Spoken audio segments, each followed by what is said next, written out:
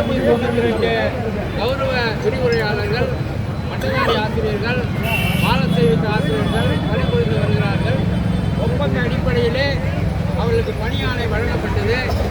இதற்கு முன்பு இதுபோல் ஒப்பந்த அடிப்படையிலே பணியாணை பெற்றவர்கள் இந்த கல்வித்துறையிலே 6 முறை பணிநிரந்தரம் செய்யப்பட்டிருக்கிறார்கள். அதே அடிப்படையிலே இவர்களையும் பணிநிரந்தரம் செய்ய வேண்டும் என்று கோரிக்கை வைத்து போராட்டம் நடத்தும் போது மாண்புமிகு கல்வித்துறை அமைச்சர் அவர்கள் நான் செய்கிறேன் என்று 4 ஆண்டுகளை ஓட்டிவிட்டார். கடந்த 2021 பாரதிய ஜனதாவுடைய தேர்தல் அறிக்கையிலே இந்த ஒப்பந்த ஆசிரியர்கள் அனைவரும் பணிநிரந்தரம் செய்யப்படுவார்கள் என்று தேர்தல் அறிக்கையிலே சொல்லப்பட்டது. ஆனால் 5 ஆண்டுகள் ஆகியும் இன்னும் அவர்கள் பணிநிரந்தரம் செய்யப்படவில்லை. கடந்த 2025ஆம் ஆண்டு சட்டமன்றத்திலே புதுவை கல்வி அமைச்சர் அவர்கள் இந்த ஒப்பந்த ஆசிரியர்கள் 292 பேரும் பணிநிரந்தரம் செய்யப்படுவார்கள் என்று கடந்த மார்ச் மாதம் சொன்னார். இதுவரை பணிநிரந்தரம் செய்யப்படவில்லை. இப்போது பேச்சு மாற்றி பேசுகிறார். இப்போது என்ன சொல்லுகிறார்? மற்றவர்களோடு நீங்கள் போட்டியிட்டு வெற்றி பெற்று வாருங்கள் என்று சொல்கிறார். ஒரு பதவிக்கு எத்தனை முறை பரீட்சை எழுத முடியும்? ஒரு பதவிக்கு எத்தனை முறை விண்ணப்பம் பெற முடியும்? ஒரு பதவிக்கு எத்தனை முறை இவர்கள் மார்க்குகளை பார்த்து கொண்டிருப்பார்கள்?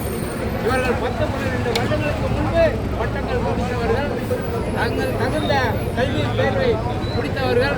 அவர்கள் இன்றைக்கு பட்டம் பெற்றிருக்கிற ஆசிரியர்களோடு போட்டி போட முடியுமா? இவருடைய இந்த வயதுக்கும் இந்த அனுபவத்திற்கும் இப்போது இருக்கிற புதிய பிள்ளைகளோடு ஓட்டப்பந்தயத்தில் கலந்து கொள்ள முடியுமா? இது தெரியாத மாண்புமிகு கல்வி அமைச்சர் அவர்களுக்கு.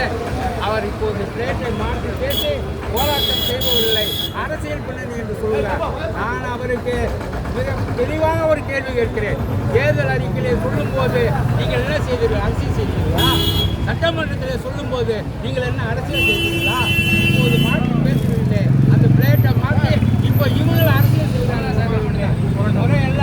இதையெல்லாம் மாண்புமிகு முதலமைச்சர் அவர்கள் வேடிக்கை பார்த்து கொண்டிருப்பது நல்லதல்ல. அரசு ஊழியர்களும் பொதுமக்களை போன்று வாக்குகள் செலுத்துகிறவர்கள் என்பதை அவர்கள் ஞாபகத்திலே வைத்துக் கொள்ள வேண்டும். அவர்கள் சொன்ன வாக்குறுதியை நிறைவேற்ற சொல்லித்தான் இந்த ஒப்பந்த ஆசிரியர்கள் கடந்த 15 நாட்களாக போராட்டம் நடத்தி கொண்டிருக்கிறார்கள். இது முதல் முறை அல்ல, இது 8வது கட்ட போராட்டம். 7 கட்ட போராட்டங்களை நடத்திய போது நீங்கள் என்ன சொன்னீர்கள்? உறுதிமொழி செய்வோம். இன்றைக்கு மாற்றி பேசுகிறீர்கள். நல்லதல்ல. மாண்புமிகு முதலமைச்சர் அவர்கள் நல்ல பெயரை எடுத்தவர்.